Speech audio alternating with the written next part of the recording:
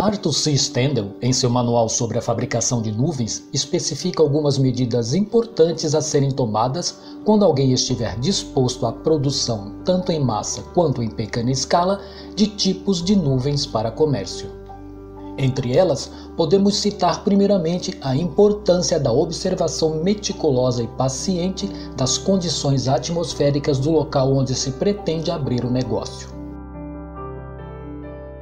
Sim, porque a fabricação de nuvens é regida por um órgão que não admite a troca de local do estabelecimento, visando com isso evitar o monopólio de um único fabricante, ou pior, a guerra entre eles.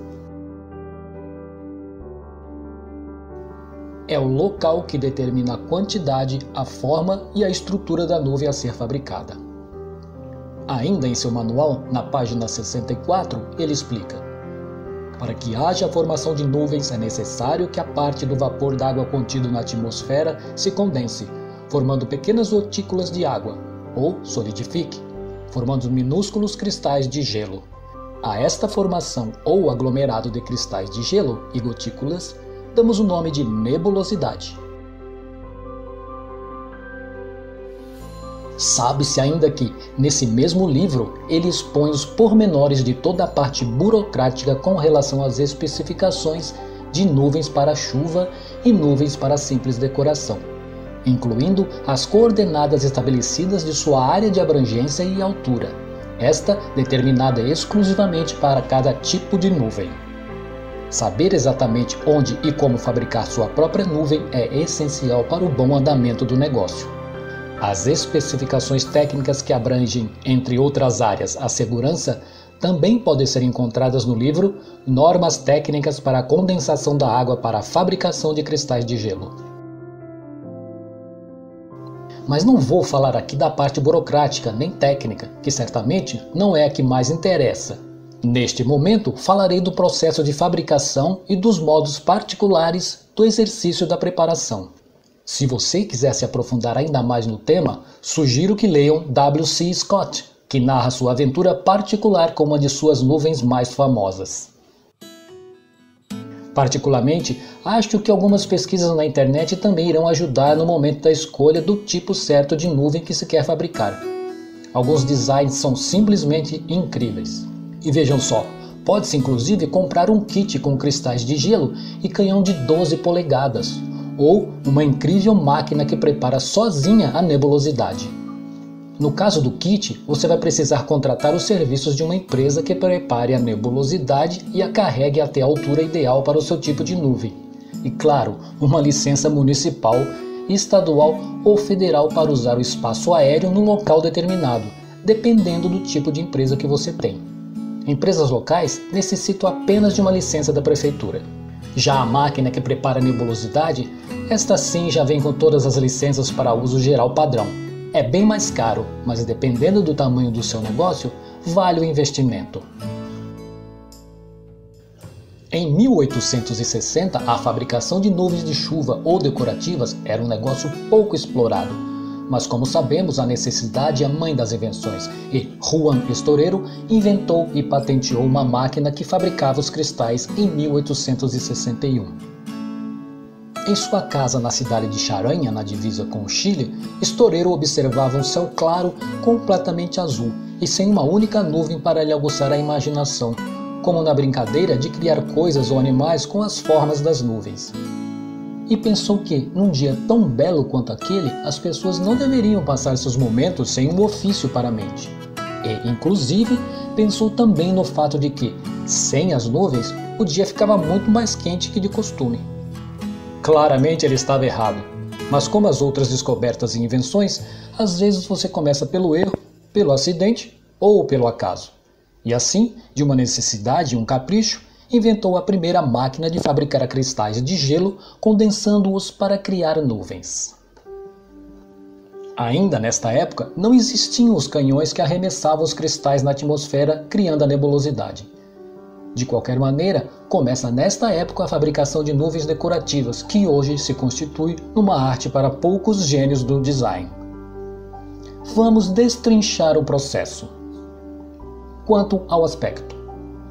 A aparência geral de uma pessoa pode indicar aos nossos olhos e sentidos se ela é agradável ou não a nós. Isto também acontece com as nuvens. Quando olhamos para as cinzas, sabemos que há probabilidade de chover, enquanto que se ela é totalmente branca, nos traz uma sensação de beleza e frescor. Então, imagine que uma pessoa cinza é uma nuvem de chuva e uma outra, bonita, é uma nuvem branca. Não pense em nada disso, isso é preconceito. Nem pessoas, nem nuvens merecem isso. Quanto à Constituição. Imagine um aglomerado de pessoas de mesma condição socioeconômica ou credo, por exemplo. Isto se denomina uma Constituição.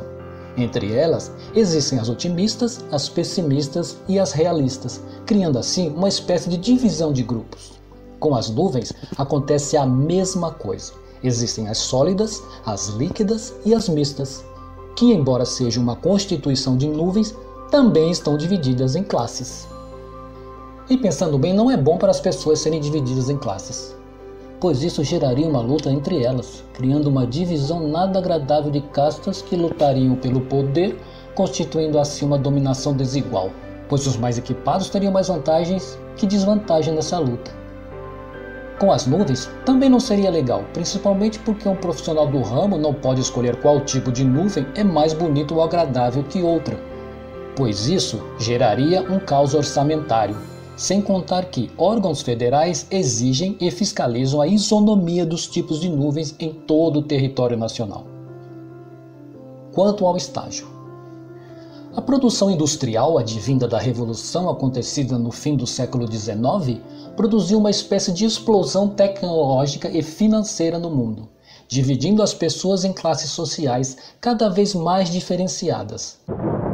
Ou seja, os ricos enriqueceram muito mais, os pobres continuaram pobres e, ao invés de plantar sua própria comida, viraram empregados dela, pois o emprego em fábricas e indústrias mudou essa relação do homem com a terra e os seus produtos.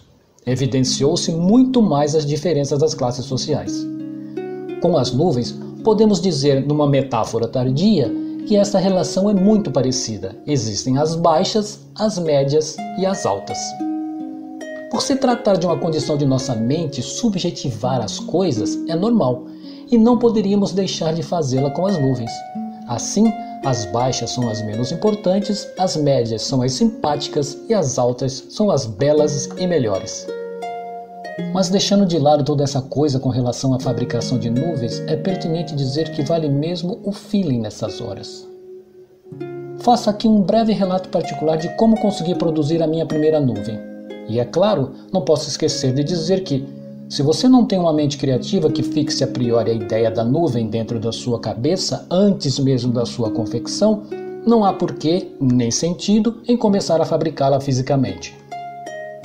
Um estado de bom humor e aceitação já é um bom começo. Os estágios mais avançados requerem um nível de concentração que você só encontrará na meditação, na yoga, no tai chi e por aí em diante. Faça, logo que acordar e ainda em sua cama, uma prece dirigida a qualquer coisa que você creia. Não importa se é física ou não. Isto serve para liberar a endorfina, acumulada durante o sono. Serve também para ligar o motor da mente criativa. Em seguida, com os pés descalços, pressione os dedos contra o chão, um de cada vez, apoiando a mão na cama para ter uma pressão mais uniforme. E esse exercício serve para endurecer as pontas dos dedos. Vai que hoje seu carro quebrou e terá de ir trabalhar de ônibus. Veja bem, não há motivo para estresse. Lembre-se de que estás prestes a criar sua primeira nuvem e o equilíbrio emocional é muito importante. Arranje um horário em que não será incomodado por ninguém e deite com as costas contra o chão. Fixe seu olhar no céu num ponto em que não haja uma nuvem já pronta. Pense em como a sua relação com o mundo à sua volta determina suas atitudes. Pense na relação de perda e ganho com você mesmo. Sinta-se parte da paisagem. Viu? Não é tão difícil assim. Seguindo estes passos, uma imagem será criada em sua mente. Então, transfira essa imagem para o papel em palavras. Diga como está se sentindo. Então, espere o dia seguinte e novamente quando acordar, pegue este papel e crie a imagem de uma nuvem baseado no texto que você escreveu no dia anterior. Vá até lá fora, pegue seu equipamento e comece a trabalhar. Pronto, você acaba de criar sua primeira nuvem. Parabéns se você chegou até esta parte do processo e tem agora uma nuvem para chamar de sua. Olharei o céu amanhã de manhã para vê-la, basta você me dizer qual delas é a sua.